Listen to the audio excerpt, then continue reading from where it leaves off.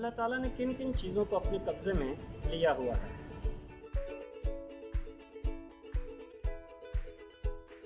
محرم اور نامحرم میں کیا فرق ہے؟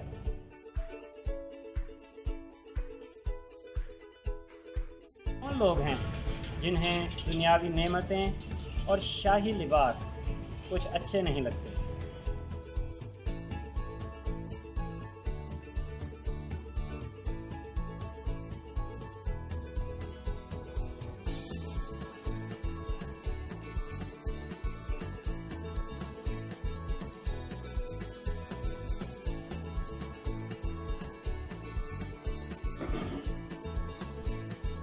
اعوذ باللہ من الشیطان الرجیم، بسم اللہ الرحمن الرحیم۔ عزیز طالب علم ساتھیو، السلام علیکم ورحمۃ اللہ وبرکاتہ۔ امید ہے کہ آپ لوگ خیر و عافیت سے ہوں گے۔ عزیز ساتھیو، جیسا کہ آپ جانتے ہیں کہ ہم نے ایک سلسلہ شروع کیا ہوا ہے جماعت نہم کے حوالے سے، اور ہماری کوشش ہے کہ جماعت نہم اردو کے تمام اسباق کو آہستہ آہستہ کر کے چیدہ چیدہ کر کے سمجھنے کی کوشش کی جائے۔ اس حوالے سے میں نے اپنی گزشتہ ویڈیو میں پہلا سبق ہجرت نبی صلی اللہ علیہ وسلم کی کچھ وضاحت کی تھی۔ اس کے حوالے سے ہم نے کچھ چیزیں پڑھی تھیں، کچھ سمجھنے کی کوشش کی تھی۔ اس ویڈیو میں ہمارا جو ٹاپک ہے، موضوع ہے، وہ ہے حصہ نظم، اور حصہ نظم کا پہلا موضوع حمد، نظم حمد، جماعت نہم حصہ نظم حمد۔ تو ہم اپنے موضوع کی طرف بڑھتے ہیں۔ مولانا الطاف حسین حالی کی تحریر کی ہوئی یہ نظم حمد ہمارے نصاب میں شامل ہے۔ حمد کے حوالے سے آپ لوگ جانتے ہی ہوں گے کہ حمد کا مطلب کیا ہے۔ میرے خیال میں آپ سب کے ذہن میں آ چکا ہوگا کہ حمد کسے کہتے ہیں، حمد کون سی نظم ہوتی ہے۔ تو حمد ایک ایسی نظم ہے، ایسا کلام ہے جس میں اللہ تعالیٰ کی تعریف بیان کی جاتی ہے، اللہ تعالیٰ کی قدرتیں بیان کی جاتی ہیں، اللہ تعالیٰ کی قدرتیں اور مظاہرات بیان کیے جاتے ہیں، اللہ تعالیٰ کی ذات اور صفات کا تذکرہ کیا جاتا ہے، اور پھر اللہ تعالیٰ کی تعریف کی جاتی ہے۔ تو ایسی نظم جس میں اللہ تعالیٰ کی ذات اور صفات کا تذکرہ کر کے، اس کی قدرتیں اور مظاہرات کا تذکرہ کر کے اللہ تعالیٰ کی تعریف بیان کی جائے، ایسی نظم حمد کہلاتی ہے۔ تو یہ شاعرانہ کلام نظم حمد مولانا الطاف حسین حالی کا لکھا ہوا ہے۔ مولانا الطاف حسین حالی ارکان خمسہ کے ایک اہم رکن کی حیثیت رکھتے ہیں، اور ارکان خمسہ کی بھی ہم نے وضاحت کی تھی، اور آپ کو پتہ ہی ہوگا کہ خمسہ عربی زبان کا لفظ ہے جس کا مطلب ہے پانچ۔ ارکان خمسہ یعنی وہ پانچ ارکان جنہوں نے اردو ادب اور خاص طور پر اردو نثر کے فروغ میں بہت اہم کردار ادا کیا۔ یہ پانچ ارکان کون کون سے ہیں؟ سر سید احمد خان، مولانا شبلی نعمانی، مولانا الطاف حسین حالی، مولانا محمد حسین آزاد اور ڈپٹی نذیر احمد۔ یہ پانچ شخصیتیں ہیں جنہوں نے اردو نثر کو بہت زیادہ فروغ دیا۔ مولانا الطاف حسین حالی بھی ارکان خمسہ کے ایک اہم رکن ہیں۔ مولانا الطاف حسین حالی کے حوالے سے ہم مختصر طور پر ان کا تعارف ذرا سمجھ لیتے ہیں۔ مولانا الطاف حسین حالی کی کئی حیثیتیں ہیں۔ بحیثیت شاعر، تنقید نگار، سوانح نگار ہم یہاں پہ تذکرہ ان کا کر لیتے ہیں تاکہ آپ آسانی کے ساتھ ان چیزوں کو سمجھ سکیں۔ مولانا حالی کی تین حیثیتوں کا میں نے یہاں پہ تذکرہ کیا ہے، شاعر، دوسری حیثیت ہے تنقید نگار، اور تیسری حیثیت ہے سوانح نگار۔ تو شاعر کی حیثیت سے چونکہ ہم نظم حمد پڑھ رہے ہیں تو اس حوالے سے ان کی حیثیت کا تذکرہ بھی ہم کریں گے کہ شاعر بھی ہیں اور جدید نظم کے بانی بھی ہیں، اور ان کی ایک مشہور نظم ہے مسدس حالی۔ پھر اس کے بعد تنقید نگار ہے، یعنی انہوں نے تنقید بھی کی مختلف کتابوں کے حوالے سے، اور سب سے بڑے تنقید نگار کی حیثیت سے سب سے پہلے تنقید نگاری کے حوالے سے ان کی جو پہلی کتاب ہے مقدمہ شعر و شاعری ہمارے سامنے آتی ہے، کہ جس میں انہوں نے اردو شاعری، قدیم اردو شاعری پر تنقید کی اور اردو شاعری کے اصول وضع کیے، اور کتاب لکھی مقدمہ شعر و شاعری۔ اگرچہ یہ کتاب بہت مختصر سی ہے مگر یہ ایک اہم کتاب سمجھی جاتی ہے تنقید نگاری کے حوالے سے۔ ایک اور حیثیت ہے مولانا الطاف حسین حالی کی سوانح نگار۔ سوانح نگاری دراصل ایک ایسی صنف ہے ادب کی کہ جس میں کسی شخصیت کے پیدائش سے لے کر وفات تک کے تمام حالات اور واقعات بیان کیے جاتے ہیں۔ انہوں نے 5 سوانح عمریاں لکھی، جن میں سے 3 بہت مشہور ہیں۔ حیات جاوید جو سر سید احمد خان کی زندگی پر لکھی گئی کتاب، حیات سعدی شیخ سعدی شیرازی رحمۃ اللہ علیہ، بہت مشہور شاعر فارسی کے، ایران کے، ان کی زندگی پر کتاب لکھی گئی، اور پھر یادگار غالب جو مرزا اسد اللہ خان غالب کی زندگی پر کتاب لکھی گئی۔ تو یہ ان کی حیثیتیں ہیں مولانا حالی کی 3 حیثیتیں: شاعر، تنقید نگار اور سوانح نگار۔ مولانا الطاف حسین حالی 1837 میں پانی پت میں پیدا ہوئے، اور 9 سال کی عمر میں ان کے والد کا انتقال ہوا، تو ان کی بہن اور ان کے بھائی نے ان کی پرورش کی۔ جب 17 سال کے ہوئے تو ان کی مرضی نہیں تھی، ان کی مرضی کے خلاف ان کی شادی کر دی گئی، جبکہ ان کو علم کا شوق تھا، علم کے حصول کا، لہٰذا یہ اپنی بیوی کو ان کے میکے میں چھوڑ کر جو ہے دلی چلے گئے، اور وہاں پر نواب مصطفیٰ خان شیفتہ کی مصاحبت اختیار کی، ان کے بچوں کے اتالیق بھی رہے، ٹیوٹر بھی رہے، اور پھر ان کی صحبت سے بھی بہت کچھ سیکھا نواب مصطفیٰ خان شیفتہ کی۔ 1857 کے بعد جو ہے یہ پھر مرزا اسد اللہ خان غالب کے ساتھ بھی انہوں نے وقت گزارا، ان کی شاگردی بھی اختیار کی۔ اگرچہ مرزا اسد اللہ خان غالب کا وقت انتہائی آخری وقت تھا، بڑھاپے کا وقت تھا، اور الطاف حسین حالی نوجوان شاعر تھے، مگر اس کے باوجود انہوں نے بہت کچھ سیکھا مرزا اسد اللہ خان غالب سے۔ تو نواب مصطفیٰ خان شیفتہ اور مرزا اسد اللہ خان غالب مولانا الطاف حسین حالی کی زندگی میں بہت اہم حیثیت رکھتے ہیں۔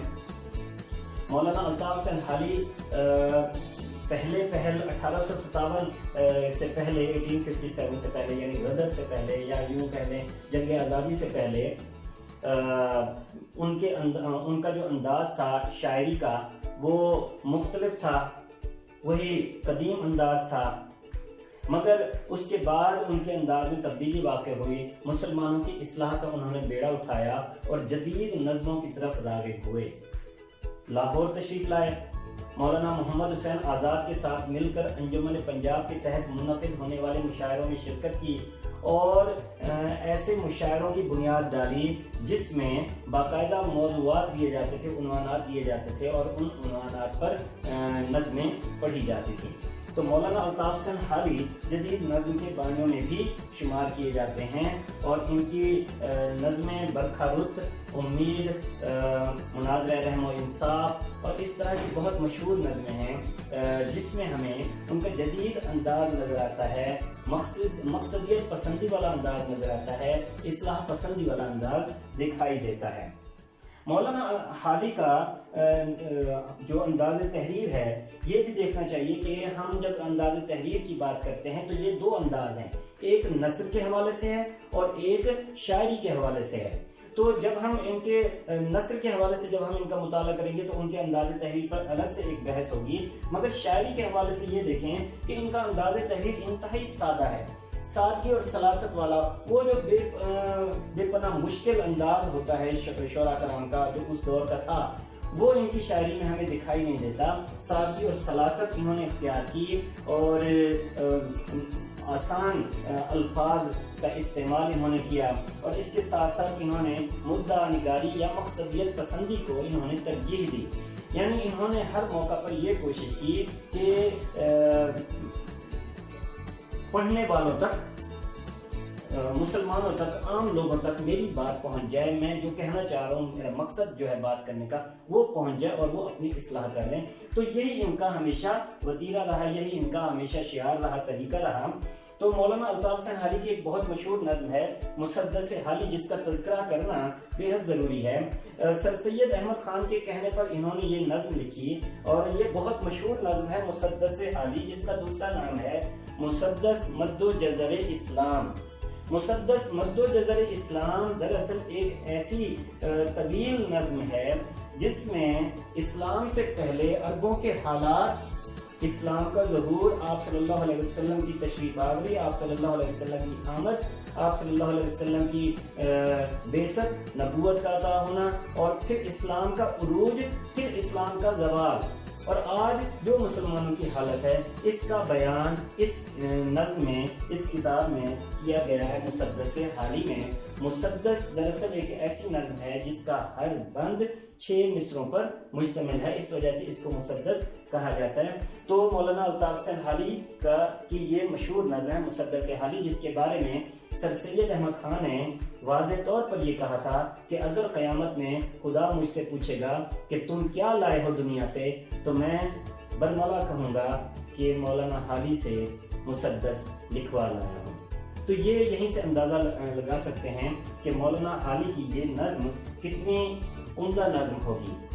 کہا جاتا ہے کہ سر سید احمد خان نے ایک جلسے میں جب یہ نظم پڑھنی شروع کی تو شروع سے آخر تک ایک ہی نشست میں ساری نظم پڑھ ڈالی۔ تو مولانا الطاف حسین حالی بحیثیت شاعر ایک بہت عمدہ مقام رکھتے ہیں۔ ہم اپنے موضوع کی طرف آتے ہیں، نظم حمد کے حوالے سے ہم آگے بات کرتے ہیں۔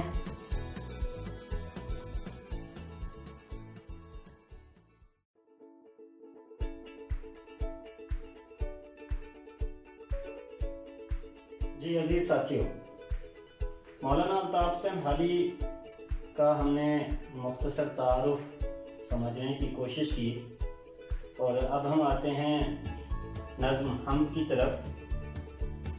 عزیز ساتھیو، حمد یا کوئی بھی شاعری کا حصہ ہو، کلام ہو، کوئی بھی شاعرانہ کلام ہو، اس کی تشریح کا اپنا ایک طریقہ کار ہے۔ شاعر کے نقطہ نظر کو سمجھنا بے حد ضروری ہوتا ہے۔ شاعر کیا کہنا چاہتا ہے اس شعر میں۔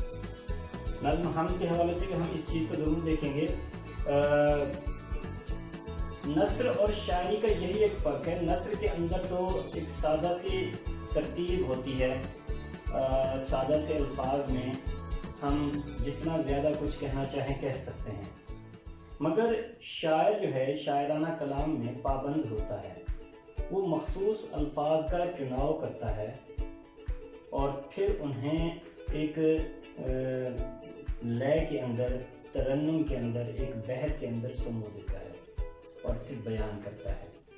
تو تشریح کرتے ہوئے ہم الفاظ سادہ استعمال کریں گے، اور جتنے زیادہ الفاظ میں ہم اس شاعر کے نقطہ نظر کو واضح کرنے کی کوشش کریں گے آسان انداز میں، اتنا زیادہ ہمارے لیے بہتر ہوگا۔ تو ہم تشریح کے طریقہ کار کو بھی ہم سامنے رکھیں گے۔ اس کے ساتھ ساتھ آپ جب تشریح کریں تو اس میں آپ اپنی طرف سے تبصرہ بھی کر سکتے ہیں کہ یہ شعر جو ہے کیسا ہے۔ میں نے یہاں پر کچھ چیزیں بیان کی ہیں۔ مثلا کسی بھی شعر کی تشریح کرتے ہوئے آپ اس میں مختلف اپنا تبصرہ مختلف انداز میں شامل کر سکتے ہیں۔ مثلا یہ کہ یہ شعر جو ہے زبان و معانی کے لحاظ سے بہت ہی عمدہ شعر ہے۔ اسی طرح آپ یہ بھی بیان کر سکتے ہیں کہ یہ شعر سادگی، سلاست اور روانی کا ایک بہترین شاہکار ہے، یعنی یہ شعر سادہ بھی ہے، سلاست سے بھرپور اور رواں بھی ہے۔ اس کے ساتھ ساتھ آپ یہ بھی لکھ سکتے ہیں کہ فصاحت و بلاغت کا عمدہ نمونہ ہے یہ شعر۔ فصاحت زبان کی عمدگی کو کہا جاتا ہے اور بلاغت معانی کی عمدگی کو کہا جاتا ہے۔ تو فصاحت و بلاغت کا عمدہ نمونہ یہ شعر ہے۔ اسی طرح آپ تبصرہ کرتے ہوئے یہ بھی لکھ سکتے ہیں کہ یہ شعر الفاظ و تراکیب کا ایک ایسا شاہکار ہے کہ یوں معلوم ہوتا ہے الفاظ و تراکیب جیسے ہیرے جواہرات جڑے ہوئے ہوں۔ ٹھیک ہے جی، تو ہیرے جواہرات کی مانند الفاظ اور تراکیب کو اس شعر کے اندر سمو لیا گیا ہے۔ پھر آپ یہ بھی بیان کر سکتے ہیں کہ منظر کشی بہت خوب ہے۔ تو آپ یہ بھی کہہ سکتے ہیں کہ مجھے شاعر کے نقطہ نظر سے اتفاق ہے، جذبات نگاری کا ایک بہترین نمونہ ہے، اور اس طرح کی بہت سی چیزیں آپ اپنی طرف سے بیان کر سکتے ہیں۔ یہ یعنی اس چیز کو بیان کرنا کہ آپ تبصرے میں اس طرح کے الفاظ استعمال کر رہے ہیں یا اس طرح کا متن نظر آپ بیان کرنے جا رہے ہیں، تو یہ مکمل طور پر آپ کی اپنی طرف سے رائے ہوگی اور اس کے بہترین نمبر بھی ملتے ہیں۔ اس پر آپ کو جو ہے نا ماشاءاللہ آپ کی تعریف کی جاتی ہے کہ بچے نے بہت عمدہ انداز میں تشریح کی ہے اور وہ اس شعر کو سمجھتا ہے، اس لیے اس نے یہ الفاظ استعمال کیے ہیں۔ تو ہم آتے ہیں نظم حمد کے پہلے شعر کی طرف۔ نظم حمد کا پہلا شعر ہے: قبضہ ہو دلوں پر کیا اور اس سے سوا تیرا، ایک بندہ نافرما ہے حمد سرا تیرا۔ عزیز ساتھیوں، خواجہ الطاف حسین حالی جو ہے نا ایک بہت عمدہ شاعر ہیں، اور اللہ تعالیٰ کی محبت جو ہے وہ ان کے کلام سے نظر آ رہی ہے۔ اس نظم حمد کا مرکزی نقطہ ہی یہی ہے جو بیان کیا گیا ہے کہ اللہ تعالیٰ نے ہر چیز کو اپنے قبضے میں لیا ہوا ہے۔ اللہ تعالیٰ کے اسرار و رموز اور بھید کو سمجھنا کسی کے لیے بھی ممکن نہیں ہے۔ اللہ تعالیٰ کے اسرار و رموز کو جو شخص کسی حد تک سمجھ لیتا ہے وہ پھر کچھ بھی کہہ نہیں سکتا، اور جتنے بھی منکر ہیں اللہ تعالیٰ پر ایمان نہ لانے والے، وہ بھی کسی نہ کسی صورت میں اللہ تعالیٰ کی حمد و ثنا بیان کرتے ہیں۔ تو یہ مرکزی نقطہ ہے جو اس نظم میں بیان کیا گیا ہے۔ ہم آہستہ آہستہ کر کے وضاحت کریں گے، سمجھنے کی کوشش کریں گے۔ قبضہ ہو دلوں پر کیا اور اس سے سوا تیرا، ایک بندہ نافرما ہے حمد سرا تیرا۔ شعر بہت آسان ہے، دلوں پر اس کو سادہ انداز میں سمجھنے کی کوشش کریں تو دیکھیں کہ قبضہ ہو دلوں پر کیا، کہ دلوں پر اس کے علاوہ کیا قبضہ ہو سکتا ہے، اس کے سوا قبضہ کیا ہو سکتا ہے کہ ایک نافرمان بندہ بھی اللہ تعالیٰ کا حمد سرا ہے، اللہ تعالیٰ کی حمد بیان کرنے والا ہے، تعریف کرنے والا ہے۔ ٹھیک ہے جی، حمد سرا تعریف کرنے والا بندہ نافرمان گناہگار بندہ۔ اب اس کو ذرا سمجھنے کی کوشش کرتے ہیں کہ اللہ تعالیٰ نے پوری کائنات کو اپنے قبضہ قدرت میں لیا ہوا ہے۔ کوئی بھی چیز اللہ تعالیٰ کے قبضہ قدرت سے باہر نہیں ہے۔ ہر چیز کو اللہ تعالیٰ نے اپنے گھیرے میں لیا ہوا ہے۔ یہ پوری کائنات کیونکہ تخلیق ہی اللہ تعالیٰ نے کی ہے، تو اللہ تعالیٰ ہی کے قبضے میں یہ چیز ہے۔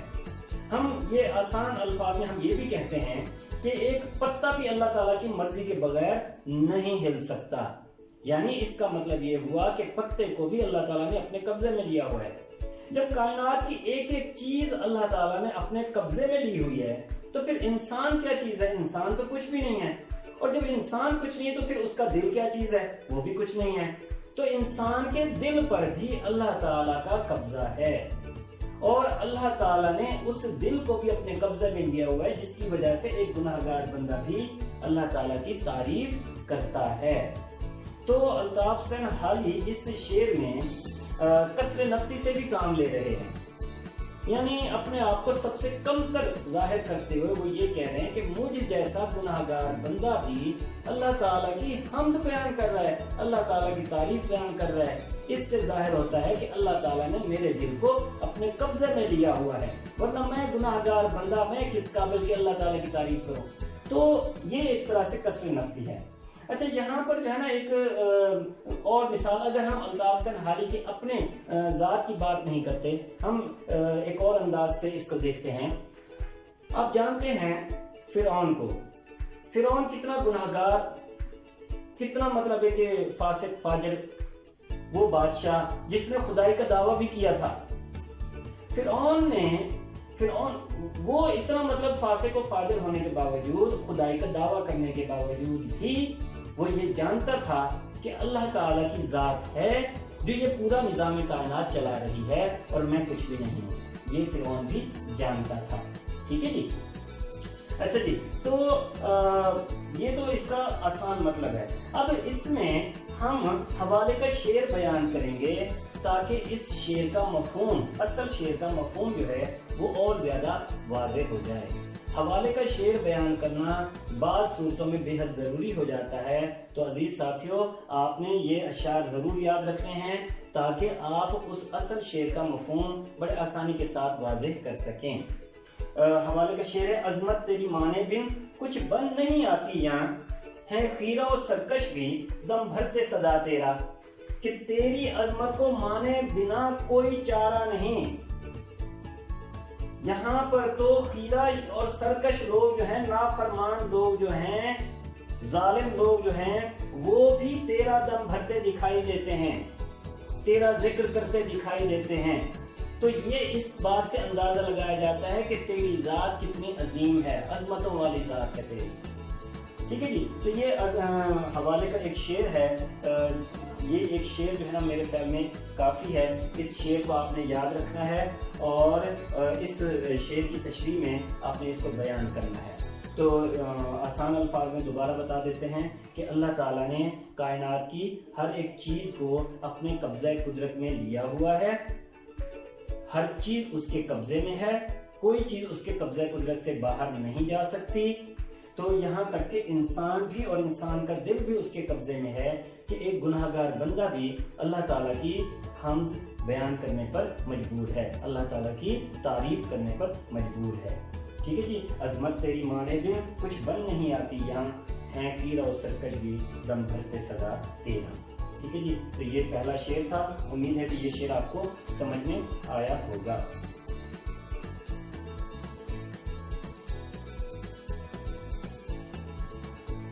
جی عزیز ساتھیوں, دوسرا شعر ہے, وہ سب سے مقدم ہے حق تیرا ادا کرنا, بندے سے مگر ہوگا حق کیسے ادا تیرا. ایک اور جگہ پہ کیسے کی جگہ کیوں کر بھی لکھا ہے, بندے سے مگر ہوگا حق کیوں کر ادا تیرا. تو کیوں کر کا مطلب کیسے ہی ہے, کس طرح. اب ذرا اس شعر کو سمجھنے کی کوشش کیجئے, بہت آسان ہے.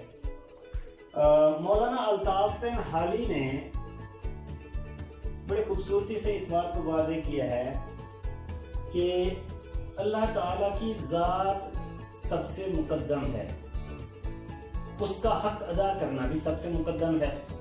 مقدم سے مراد افضل, سب سے پہلے, سب سے زیادہ فوقیت رکھنے والا, سب سے پہلے, مقدم, اہم.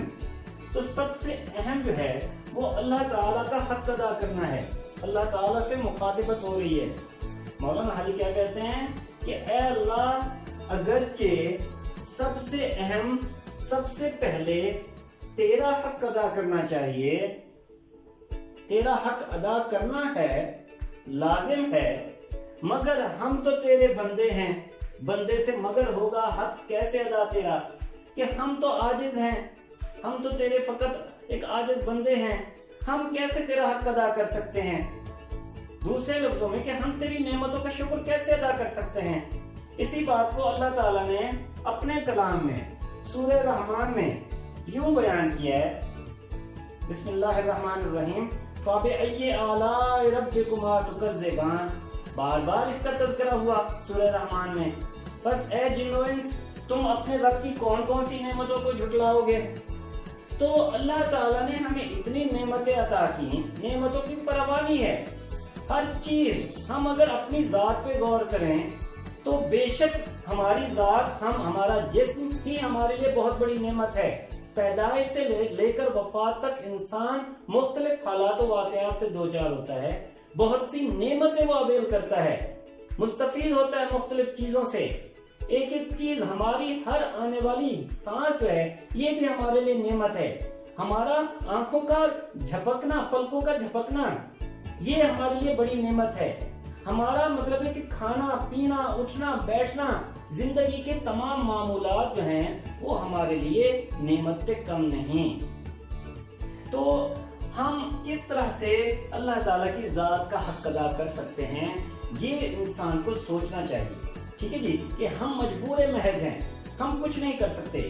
ہاں یہ بھی بات ہے کہ انسان اس چیز کو سوچ کر جو ہے وہ بالکل ہی لاپرواہ ہو جائے, بے نیاز ہو جائے, یہ بھی انسان کے لیے مناسب نہیں ہے. انسان اپنی حیثیت استطاعت کے مطابق اللہ تعالیٰ کی عبادت میں لگا رہے, کہ انسان کے لیے ضروری ہے کہ وہ اللہ تعالیٰ کی عبادت کر کے اس کا حق ادا کرنے کی کوشش ضرور کرے. یہ الگ بات ہے کہ وہ اللہ تعالیٰ کا حق ادا نہیں کر سکتا, مگر یہ کہ وہ کوشش ضرور کرے. تو مولانا حالی کہتے ہیں کہ اے اللہ, ہم تو عاجز بندے ہیں, ہم سے تیری عبادت کا حق کیسے ادا ہوگا. یہ کیونکہ تیری عبادت کا حق ادا کرنا سب سے زیادہ اہم اور ضروری ہے, اور ہم تو عاجز بندے ہیں. ٹھیک ہے جی. تو یہ بہت آسانی کے ساتھ آپ اس شعر کی تشریح کر سکتے ہیں کہ یہ شعر بھی فصاحت و بلاغت کا ایک عمدہ نمونہ ہے. الفاظ خوبصورتی کے ساتھ اس شعر میں ہیرے جواہرات کی مانند سموئے گئے ہیں، یا پھر اس طرح سے آپ کوئی اپنی طرف سے تبصرہ کر سکتے ہیں اس شعر پر، ٹھیک ہے جی۔ تو بہت آسان سا شعر ہے اور بہت خوبصورت سا شعر ہے۔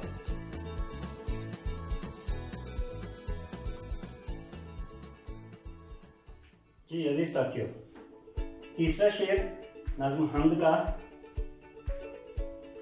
محرم بھی ہے ایسا ہی جیسا کہ ہے نامحرم، کچھ کہہ نہ سکا جس پر یا بھید کھلا تیرا، محرم بھی ہے ایسا ہی جیسا کہ ہے نامحرم، کچھ کہہ نہ سکا جس پر یا بھید کھلا تیرا، محرم سے مراد واقف کار، جاننے والا جس کو آپ جانتے ہوں، اور نامحرم سے مراد جس کو آپ نہ جانتے ہوں، نہ واقف، نہ آشنا، نہ جاننے والا، اجنبی۔ کچھ کہہ نہ سکا جس پر یہاں بھید کھلا تیرا، کہ تیرا بھید جس پر کھل گیا وہ کچھ نہ کہہ سکا، بھید سے مراد راز۔ اب اس شعر کو ذرا سمجھنے کی کوشش کیجئے۔ اللہ تعالیٰ کی ذات کو سمجھنا بے حد مشکل ہے۔ اللہ تعالیٰ کو جاننے والا بالکل ایسا ہی ہے جیسا کہ وہ ابھی تک اس نے کچھ جانا ہی نہیں، یعنی محرم اور نامحرم دونوں برابر ہیں۔ ہاں، جو یہ دعویٰ کرتا ہے کہ وہ اللہ تعالیٰ کی قدرتوں کے، اللہ تعالیٰ کی اس کائنات کے اسرار و رموز کو سمجھ گیا ہے، تو یہ محض اس کا دعویٰ ہے، وہ حقیقت میں کچھ نہیں جانتا۔ تو محرم بھی ایسا ہی ہے جیسا کہ نامحرم، کہ جاننے والا بالکل ایسے ہے جیسا کہ نامحرم ہے، یعنی اس نے کچھ دیکھا ہی نہیں، اس نے کچھ جانا ہی نہیں، وہ کچھ نہیں جانتا۔ ہاں، جو تھوڑا بہت اللہ تعالیٰ کی عبادت اور ریاضت میں لگ کر کچھ جان گیا ہے تو پھر وہ گنگ ہو کر رہ گیا ہے، یعنی اس پر جو ہے نا، وہ جب بھید کھلے، اللہ تعالیٰ کے اسرار و رموز کھلے قدرتوں کے، کائنات کے، تو وہ پھر کچھ کہہ نہ سکنے کے قابل، کچھ کہہ سکنے کے قابل نہیں ہوا، ٹھیک ہے جی۔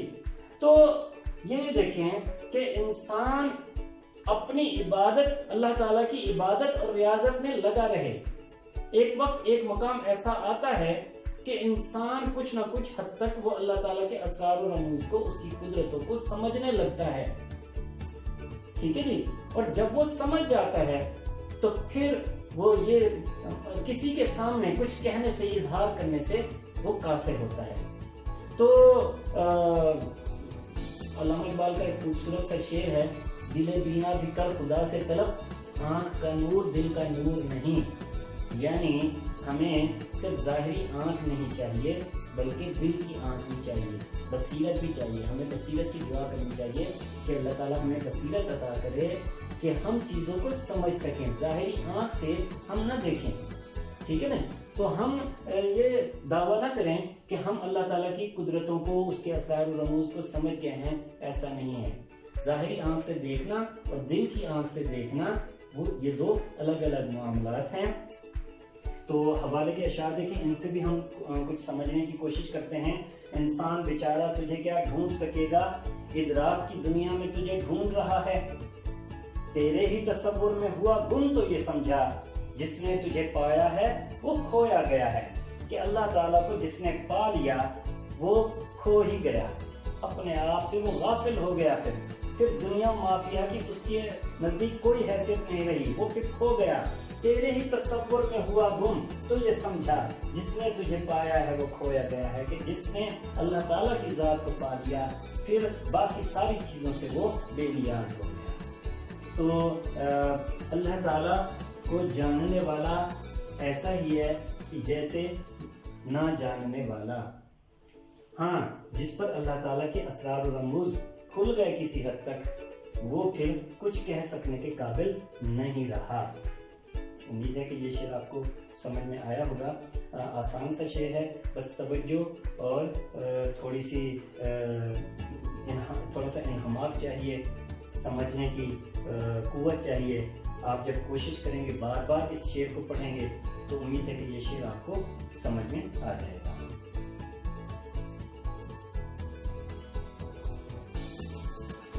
جی عزیز ساتھیوں، चौथा शेर नज़्म हमद का। जचता नहीं नजरों में या खिलत सुल्तानी, कमली में मगन अपनी रहता है गदा तेरा। सबसे पहले हम लफ्जों को समझ लेते हैं। जचता नहीं यानी अच्छा नहीं लगता। यहाँ से मुराद यहाँ इस जगह पर, इस दुनिया में, इस मकाम पर खिलत कहते हैं लिबास को, ड्रेस, कपड़े पहनने वाले। खिलत सुल्तानी, खिलत सुल्तानी बादशाही लिबास, शाहाना लिबास। कमली चादर, मगन रहना, मसरूफ रहना, मस्त रहना, डूबे रहना।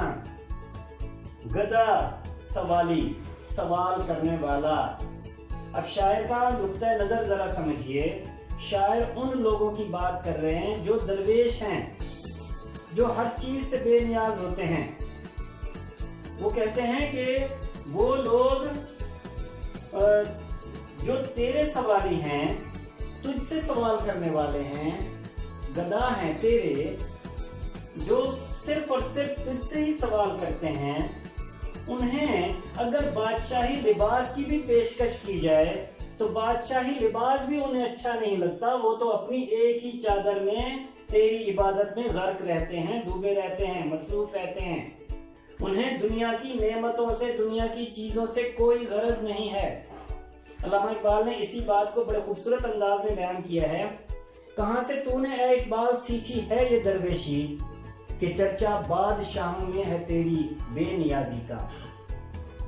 यानी जो बेनियाज लोग होते हैं, दुनिया की चीजों की परवाह ना करने वाले, उन्हें किसी भी आला तरीन चीज की भी पेशकश क्यों ना की जाए, वो उन्हें ठुकरा देते हैं। क्यों? क्योंकि वो अल्लाह ताला की जात को पा चुके होते हैं, अल्लाह ताला की याद में वो मगन रहते हैं। फिर उनके पास किसी चीज की फरावानी हो, किसी चीज की अगर फरामी है तो ठीक, नहीं है तो कोई बात नहीं। अल्लाह ताला की कम नेमतों पर भी वो कनात करते हैं, शुक्र अदा करते हैं। और पहनने के लिए, ओढ़ने के लिए फकत एक ही चादर क्यों ना हो। यहाँ पर कमली से मुराद कम नेमतें हैं, कि कम नेमतें ही क्यों ना हो, कोई चीज ऐसी है जो है ही नहीं, बिल्कुल थोड़ी मिकदार में, फिर भी जो है ना वो अल्लाह ताला का शुक्र अदा करते हैं, अल्लाह ताला की इबादत में मसरूफ रहते हैं। उन्हें बादशाही लिबास की कोई अहमियत महसूस नहीं होती। जरा एक शेर देखिए। बहुत से अशार बयान किए जा सकते हैं, जो अशार आपको आसान लगे। कोई एक शेर भी अगर आपको आसान लगता है याद करने में, तो आप इनमें से कोई एक शेर आसानी के साथ याद कर सकते हैं और उन्हें अपने रेफरेंस में, इस शेर के रेफरेंस में बयान कीजिए, तशरीह करते हुए, और इसका मतलब मफहूम वाज़े कीजिए। उनकी नजर में शौकत जचती नहीं किसी की, आंखों में बस रहा है जिनकी जलाल तेरा। इसका मफहूम भी तकरीबन वही है जो हम असल शेर में बयान कर चुके हैं, कि उनकी नजरों में शौकत से मुराद शान, कि उनकी नजरों में शान और शौकत बिल्कुल अच्छी नहीं लगती, जचती नहीं। किसी की शान और शौकत उनकी नजरों में अच्छी नहीं लगती। जिनकी नजरों में, जिनकी आंखों में तेरा जलाल, तेरी अजमत, तेरी बुजुर्गी, तेरी बड़ाई बस चुकी हो। तो जिन लोगों की आंखों में, जिन दरवेश लोगों की आंखों में तेरी अजमत बस चुकी हो, उन्हें फिर दुनिया के दूसरे लोगों की शान और शौकत अच्छी नहीं लगती। ठीक है जी। इसी तरह एक और शेर है, जरा समझिएगा। दर पे शाहों के नहीं जाते फकीर अल्लाह के, दर पे शाहों के नहीं जाते फकीर अल्लाह के, सर जहां रखते हैं सब हम वहां कदम रखते नहीं। कितना खूबसूरत शेर है। दर पे शाहों के नहीं जाते फकीर अल्लाह के, सर जहां रखते हैं सब हम वहां कदम रखते नहीं। तो मफहूम तकरीबन सेम है, आसान सा है। समझने की कोशिश कीजिए कि वो लोग कि जो अल्लाह ताला से मांगने वाले बन चुके हैं, अल्लाह ताला की इबादत में मगन रहते हैं, वो फिर कनात इख्तियार कर लेते हैं, तवक्कल पसंद हो जाते हैं। उन्हें फिर अगर दुनिया की कोई भी अच्छी से अच्छी चीज ही क्यों ना पेशकश की जाए, وہ انہیں ٹھکرا دیتے ہیں۔ دنیا کی چیزوں کی ان کے نزدیک پھر کوئی اہمیت نہیں رہتی، کیونکہ ان کی نظروں میں اللہ تعالیٰ کی عظمت اور بزرگی بس چکی ہوتی ہے۔ وہ پھر بادشاہی لباس ہو یا دنیا کی کوئی بھی اعلیٰ ترین نعمت ہو، وہ انہیں خاطر میں نہیں لاتے۔ تو امید ہے کہ یہ شعر آپ کو سمجھ میں آ چکا ہو۔